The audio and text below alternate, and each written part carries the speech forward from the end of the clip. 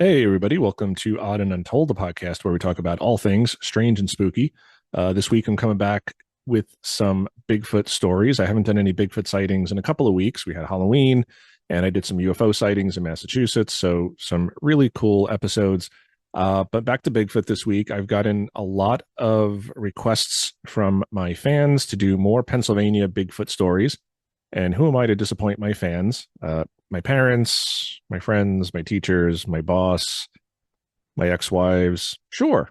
But never my fans. I'm not going to disappoint my fans. So, more Bigfoot stories. This week, we're going to be looking at Erie, Pennsylvania. I figured we're still in spooky season here. Halloween's over. But for me, all of autumn is spooky season. All year long is really spooky season, but autumn is the spooky season, the spookiest of the spooky seasons. So I thought I'd do Erie, Pennsylvania. We got four stories coming tonight, all sightings. So let's get into some Erie, Pennsylvania sightings. And Erie, play on words. Get it? Okay. Erie, Pennsylvania. Here we go. All right. So before we dive in, I just want to talk a little bit about Erie County here. So it is in the northwestern corner of the state of Pennsylvania, and New York, Chautauqua, and Cattaraugus counties in New York are to the east. Ohio is to the west, and the rest of Pennsylvania is all towards the south. And of course, to the north, you have Lake Erie, one of the Great Lakes. So cool spot here, and some really good sightings. They're from a ways back, but as a lot of you have commented on some of the older episodes, a lot of these areas are now getting really built up. So people hear these stories, they know the areas, but the areas were very different 20, 30, 40 years ago, obviously. And these days, not really prime real estate for a Bigfoot sighting as they may have been 20, 30, 40, 50 years ago. So little geography there for you, just in case you don't know where Erie County is. But let's get into the Bigfoot sightings. Okay, so our first story, campers spot large creature cross path. And this is from 1998. So this is the most recent one from Erie County. And again, I think it just goes to show that the development and progress is kind of killing the habitats here. So you're not really seeing these things in these areas anymore, or if they are, they're just not being reported. And there's probably just not that many anymore. Again, development and progress sort of kills the habitat. So this is from June 28th of 1998, so over the summer. The location details, it was Erie County, Pennsylvania, dirt path on a campground less than 1 mile south of Lake Erie, so very close to the water. Observed, working as a volunteer at the camp, I was with several campers at a site. Two of the campers began walking down a path away from the campsite, and I was forced to go after them. After walking approximately 60 yards from the campsite, the path bended from the campsite, giving us minimal light from the campfire. One of the campers ducked behind a tree, and the other crouched in the path about 5 feet in front of me. I told the one behind the tree to come over to me, which he did. I was about to tell the second camper to get up and come over to me when the creature strolled across the path. It was approximately 7.5 feet tall and slim. It was about 10 feet further than the camper away from me.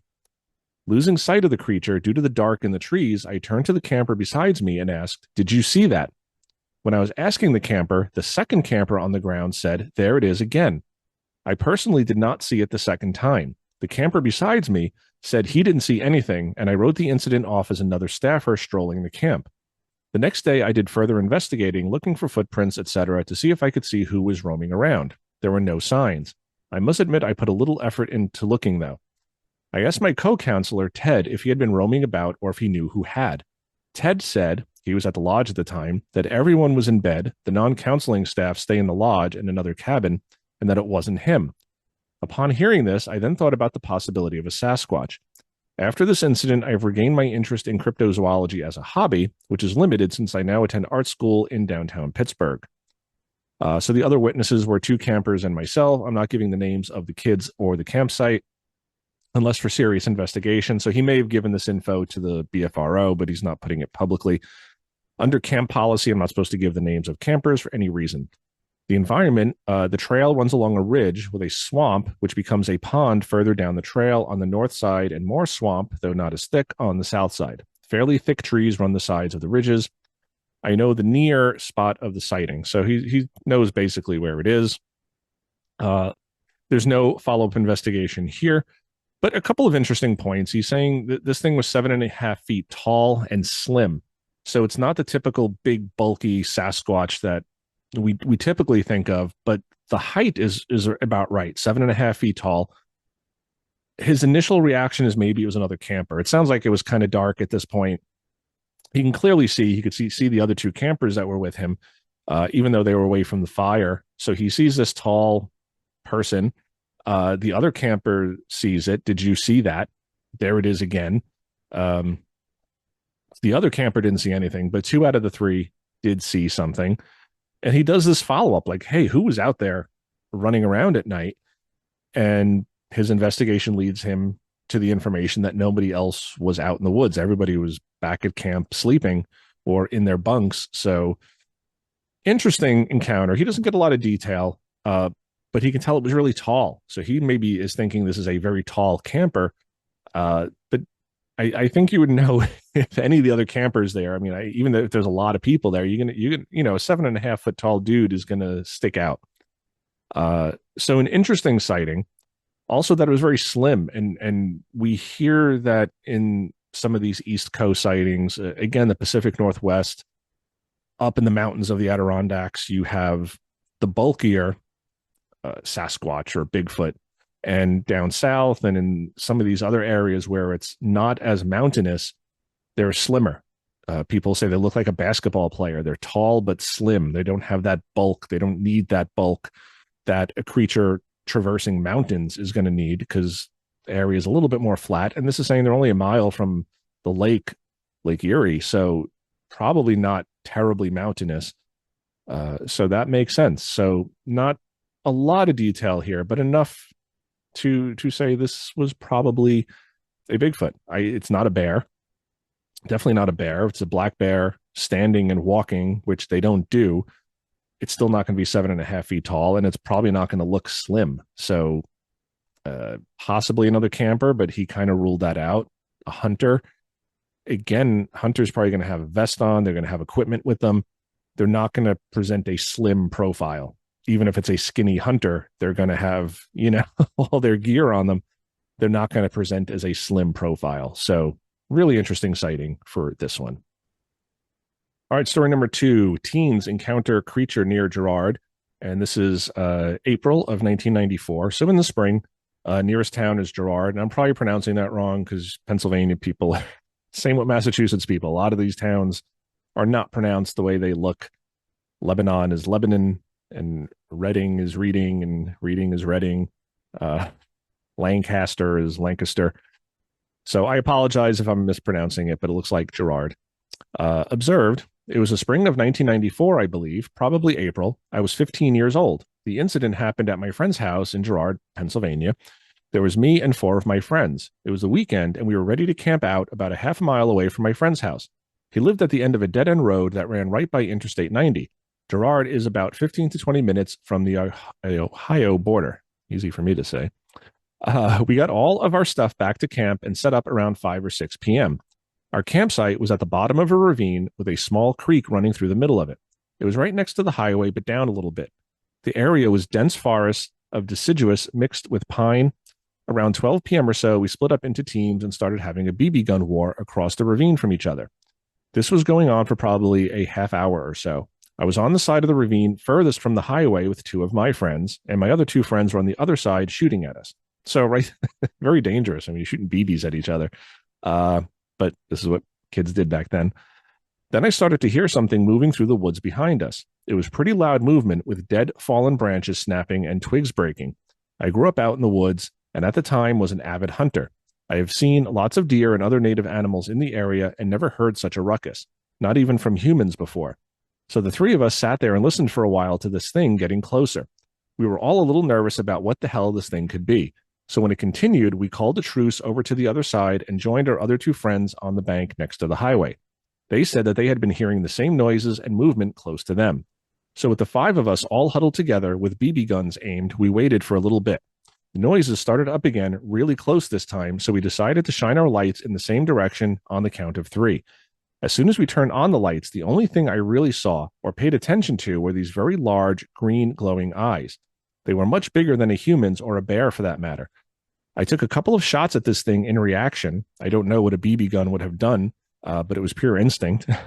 When I got a hold of myself, I realized that all of my friends were already over the fence and running down the middle of the highway. I busted tail and caught up with them when we stopped on the side of the highway in a ditch to rest for a second. We were all questioning what each other saw and talking about what the hell this thing was when all of a sudden, one of my friends looked up to the top of the hill that the highway fence was on and yelled, "Wolf." I looked up and saw this enormous outline of a body standing upright, and the biggest thing that stuck out in my mind was the size of the arms compared to the whole body. The arms were hanging down past this creature's knees. We got up and bolted down the rest of the highway until we reached the exit and proceeded to walk all the way down Route 18 until it hooked up with Route 20. This was no small jaunt, but we were all scared pretty severely. So there were 5 of them, 5 boys. It was a clear, warm night. Not much of a follow-up here. Investigator Jim Osborne says, when I spoke with the witness, he stated that the sounds they heard came from several directions, so there must have been at least 2 of the creatures. I disagree with that. I hate when there's this absolute language here. It must have been 2 creatures. It may have been, but you have 5 boys who are scared. Perceptions can be skewed. The woods can echo sounds. So maybe it was just one creature. Maybe they're hearing echoes. Maybe, and again, when you're outside, even when you're inside, sometimes 2 people will hear the same thing, and one person will say, "Oh, it came from the right," and the other person will say, "Oh, it came from the left." Does that mean there were 2 sound sources? Not necessarily. So I don't like the language of there must have been at least 2 creatures. There may have been, but to speak with such authority to say there must have been, I don't agree with that. Anyway, a couple of interesting points here. One, they're saying this was something very large approaching them, and these are kids who are used to being out in the woods. So they're 15. They're not little kids. They're not legally adults yet, but the witness says he was a hunter. So they're used to being out in the woods. They know what the local animals are. The biggest thing that would be out there, especially in the 90s, is a black bear. Black bear, when they have the eye shine, their eyes typically glow an amber color, so a yellowish orange. You're not going to get the green. And they're small and beady, and they're saying that the eyes were huge. He's saying these were big eyes and green, which is interesting. Because again, deer will have sort of a greenish glow to their eyes, but I think these guys would have known if it were a deer. They do get a better look at this eventually. And he's saying at first he's only noticing the eyes, which is really interesting to me because it's almost like that's what's catching his attention. It's not the size of this thing. It's these green glowing eyes. Which again, I'm going to attribute to eye shine. He doesn't really go into detail here whether these were actually glowing or just reflecting light. But then he says, I looked up and saw this enormous outline of a body standing upright. And the biggest thing that stuck out in my mind was the size of the arms. The arms are hanging down past this creature's knees. So again, not a bear. Bear's not going to stand up like that. They're saying wolf. Now a skeptic's going to say a bear head might look like a wolf head. A wolf's not going to stand up like that. A bear, again, you have these kids shooting BB guns at it. Thing's probably going to run. Black bear don't want to interact with people. They hear kids. And again, these kids are making noise. They're probably yelling at each other. They're talking to each other over this ravine. They're shooting BB guns. They're making a hell of a lot of noise. A black bear is not going to just come up and be like, hey, what are you guys doing? It's going to run. It's not going to come in. So just a very weird thing. Again, it's a little iffy. They don't get this great look at it, but the behavior doesn't sound like a bear. The eye shine doesn't sound like a bear. None of this sounds like a bear. And that's the only other thing I could really possibly say it may have been, but it's not reading bear to me. They didn't get the greatest look at it. I will grant that, but I'm not getting bear from this. So let me know what you guys think about this one. This weird one. All right. Story number 3, nighttime sighting near a secluded forest home outside Wesleyville. And this happened in the fall of 88 or 89. And the nearest town is Erie or Wesleyville. He says they're about the same distance away. Nearest road is Interstate 90, about a mile down the road, and observed. He says, this incident happened around 1988 or 89. I was about 17 years old at the time of the incident. The incident happened in Harbor Creek, Pennsylvania, which is where I lived at the time. My parents have a house up there in the middle of the woods, approximately 50 yards off of the road, so it sounds like they may even still have the house. The area is surrounded by woods and open fields. My parents have 56 acres of woods behind the house that they own. At the back of the property is a huge ravine/gully that runs east to west of the property. We have apple trees around the house and a pond. I'm just trying to give you a layout of the area that all this happened in. The incident happened one night when a friend of mine dropped me off at our house around dusk. It was just starting to get dark, but you could see just fine through the trees and around the house. You could see all the way to the next road over, approximately 100 yards or so. Visibility was fine. As I was saying, I got dropped off and I walked up on the front porch to go inside the house and realized that the door was locked and I didn't have a key at that time. My parents weren't home, so I just sat there waiting for them on the front porch until they got back. I was waiting on the porch for about 5 minutes when I heard a crashing noise coming through the woods to the left of me. I didn't think anything of it at first. I figured it was an animal or something, maybe a limb fell off a dead tree or something. That sort of thing happens all the time out here. Anyhow, I glanced over to my left and noticed approximately 40 to 50 yards away a very large object moving rapidly through the woods. It was walking very fast with very long strides. So right there, not a bear, but we'll get to that. I could see very long arms swinging down by its sides, almost straight down. I stood up to get a better look at whatever it was, and as soon as I did, the object stopped walking. It actually heard me or something because it turned my way and took a few steps toward me and then stopped. I could get a good look at it through the trees, even though it was getting darker outside, because the trees in that area are spaced far apart. Anyhow, it was at this moment that I could see that it had red eyes. They almost glowed. It appeared to me that it was watching me, also trying to figure out what I was. It was very large, maybe 8 to 9 feet tall. It had long arms and legs. It appeared to have no neck or a very short neck, kind of like a gorilla. It appeared to be covered in hair. We looked at each other for maybe 30 seconds or so before it turned around and ran back the way it had come from. When it turned and ran, it was moving. I mean, it was really moving. It was almost like a blur running through the woods. You could hear limbs and dead branches breaking as it ran, and then I couldn't hear it anymore. To say the least, I was terrified. If what I had saw kept walking toward me, I was planning on putting my hand through the window to get into the house. I'd never been so scared in my life. I waited a few minutes on the front porch and then decided to go up on the deck on the back of the house. It's on the second floor of my house. I figured that I would be safer there. I put the lawn furniture around me like a wall and hid. About a half an hour later, I heard my parents' car coming down the driveway and then saw the lights on the barn. I ran down off of the deck and told my parents what had happened. I didn't think that they would believe me, but they actually did. Anyway, we went outside the next morning to do work on the driveway. It was still dirt. We were putting in a cement driveway. In the soft, wet dirt was a couple of huge footprints. My mother, my stepfather, and I all saw them. It had just started to rain, so we went inside to find the camera to take a picture. When we got outside, the prints were gone from all the rain and mud, etc. I told my friends about it the next day at school, and they all said that it was probably a deer or a black bear. Listen, I know what I saw wasn't a bear because they don't walk or run on their back legs the whole time, and anything short of a full-size grizzly wouldn't have been that big. It looked more human/gorilla shaped. Its movements were like a man walking with huge strides, with its arms swinging at its sides straight down. I got a book out on Bigfoot sightings and started to read about them and noticed that many of the people had similarities to mine. Wooded area, secluded.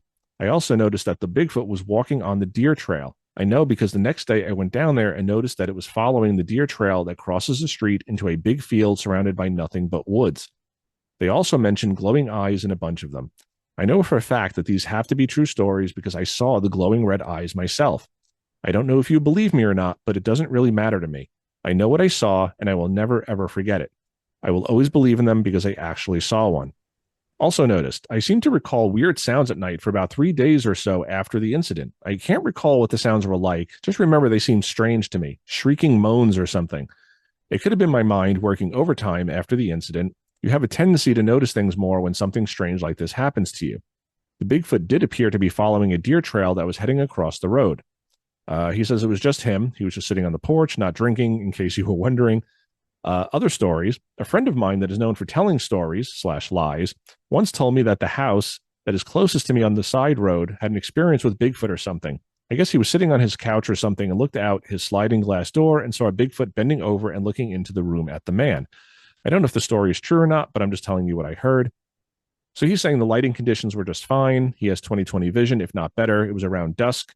Doesn't really remember the weather conditions. I know it wasn't raining, though. It says the area is wooded and secluded, pine trees all around, a deer trail runs through the area. There's a creek bed / gully that runs along the back of the property. So it's out there. Another follow-up investigation by Jim Osborne, who says, when I spoke with the witness, there were a few additional details. The creature's arms were longer proportionally than a human's, which it did not swing when it walked, but rather held them loosely at its side. Although it was dusk, he was able to judge that the hair was a darker tone, definitely not white or light brown, and was rather long, somewhat like an Irish setter. While witnesses have trouble estimating hair length, they can usually say whether the hair was somewhat short like a bear or long like an Irish setter, which is why this specific description occurs frequently in my reports. The witness also reported that in the past decade, on 2 or 3 occasions when he was visiting his parents, he had a very definite feeling of being watched, to such a degree that it caused the hair on his arms to stand up. So this is a very cool story to me. He's seeing this thing. He's saying they looked at each other for 30 seconds or so, which doesn't sound like 30 seconds. That goes by really quickly. But just sit and stare at something in your apartment and count to 30, count 30 seconds out. That's a long time to be staring at something. He's saying it was large, 8 to 9 feet tall, long arms and legs, no neck, looked like a gorilla. He's saying it was gorilla shaped in hair. Black bears, they don't really have that long, scraggly hair that sometimes grizzlies will have. Black bear hair is much more kind of close to the body. And again, even if it was a bear standing up, he's saying this thing, after staring at each other for 30 seconds, it turned and ran on 2 legs. And it moved fast. Again, a black bear, any bear standing on its hind legs, it can rear up, it can maybe take a step or 2, and then it's back down on all 4s. It's not going to run on 2 legs. So not a bear. Again, and the bear thing, I talk about this all the time, but the bear thing is just exhausting. Just, oh, you saw a bear, you saw a bear. When people get good looks at these things like this, it's not a bear. If someone is seeing something 200 yards in the woods and they see a black shape moving through the trees and they can't really get a good look at it, yeah, maybe it was a bear because it was just dark. You're not seeing legs and arms and you're not staring at this thing in the face. You're not seeing the eyes. You're not seeing the height. You're just seeing movement. But this is by his house. He's saying it was 8 to 9 feet tall, so much taller than a black bear standing up. It has long arms and it's moving in a human-like fashion or a gorilla-like fashion. So very strange. The red eyes, we hear a lot of that in New Jersey, which borders Pennsylvania. So I don't know what to make of that. The other story had green eyes. The red eyes, I suppose, a bear with the amber sort of eye shine could be seen as red, but he's putting red in like all caps here. It had red eyes. There were footprints the next morning. There's no proof here because, again, the rain washed them away. But again, I think this is someone who knows what he saw. People know if they're looking at a bear. They know if they're looking at a person. They know your brain will tell you when something is not right. When you're looking at these things, your brain is telling you it's too big.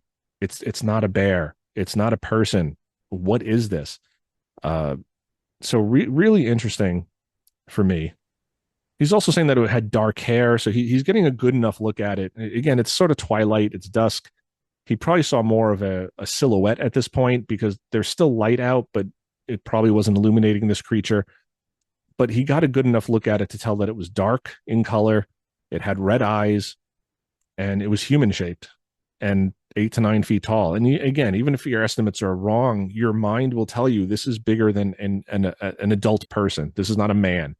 This is bigger. So I like this story. He gets a good look at it. He's not really a Bigfoot on the brain type of person. He's sort of saying he saw this and then he's kind of researching Bigfoot and being like, that's what I saw. He's hearing other stories. He's reading other stories saying that's what I saw. So, and his parents believed him, which is always interesting to me. When people sort of make fun of you and don't believe you, I get that. But, when your parents and other people around you believe you and like, yeah, okay, I get that. And they saw the prints too. I guess his parents saw the prints. It's a shame they couldn't cast them or get photos of them, but such is Bigfoot research and Bigfoot sightings. So maybe next time. All right, so our last story for this week, a youth watches while bipedal creature pushes down trees. This is from the fall of 1977. So we're going back a bit here. Location details, I-20 west from Erie, Pennsylvania to West Springfield, Pennsylvania. Go to Creighton Road, head north less than a quarter mile on the west side of the road. The nearest town is West Springfield. Nearest road is I-20 and Creighton Road. And he says, my experience with Bigfoot occurred when I was about 10 years old during the fall of 1977. I was always exploring the wooded area between Route 5 and Route 20 in northwestern Pennsylvania, west of Creighton Road. One cool, wet evening, just before dusk, I walked north into the woods via the main trail from our house. At the fork in the trail, running north and east, was a small sand pit which I crouched into because I saw someone or something in the distance. I peered over the rough, looking slightly northeastward. I watched this thing for nearly 5 minutes. It was over 7 feet tall and weighed about 500 to 700 pounds from as far as I could tell. It was black from head to toe. Even its face was black. It was tearing off tree limbs and pushing over rotted trees, playing as such as I had done several days earlier in the exact same spot. It must have been watching me. It amazed me because there were really no rotted trees left to push over or rotted tree branches to break. Its strength was incredible. I could hear the sounds of trees crackling and smashing to the ground. I grew extremely scared by Bigfoot's size and strength and what it might do to me if it saw me. The hair on my body stood straight up, and without looking back, I turned and ran as fast as I could. I ran approximately 50 yards back along the trail and another 100 yards through the field to my parents' house. I never returned to explore the woods for another 6 months. No other witnesses. He's not aware of any other stories. He's saying early evening. This was just before dusk. It was a cool, somewhat wet day. Large wooded area, patches of underbrush, and a cornfield to the north. There was a small swampy area where I sighted the Bigfoot. So a lot of these are happening at dusk. So that's interesting. Follow-up report by investigator Mark Mazel. And he says, I contacted the witness by phone on June 7th of 2005. Further information can be added to the report. The area is seasonally swampy. There are cornfields, wild apple trees, and a few pear trees nearby, providing a food source. The animal moved into a hunched manner from tree to tree while pushing them down. The witness also stated that while the creature was large, it also had a lanky, muscular build with broad shoulders. So again, we're hearing it's tall but lanky. It's not the big, bulky, patty Pacific Northwest Bigfoot. He further described its hair color as being light blackish. So again, dark hair. The witness also stated that it had no neck. He watched the creature for about 5 minutes until fear overtook him and he ran to his parents' house. He did not go back to this area for 6 months. I contacted the witness again by phone on June 8th. He stated that from his vantage point, the animal was between 50 and 75 yards in the distance. So this is a really interesting one. Here you have a kid going out in the woods, just exploring, as he always did, and he sees someone in the distance. So he's kind of hiding, like, I don't want this person to see me. Maybe it's a hunter. Maybe it's just a bad dude in the woods. But kids, they get scared. And he's watching this thing. It's over 7 feet tall, covered in hair, black from head to toe, breaking these branches. And I mean, even deadfall, even a dead, rotting tree, it could be tough to move that stuff around. But he's saying this thing was just moving them around like it was nothing. And again, I think he would know if this was an adult, if this was a man in a like, why would a guy in a ghillie suit be doing this? If you're a hunter out there, you're trying to be as stealthy and quiet as possible. You're trying to bring the wildlife in. You're not going to go out there and make this ruckus of just bashing trees. But this does sound very much like primate behavior, almost like it's looking for grubs, or maybe it was making a nest.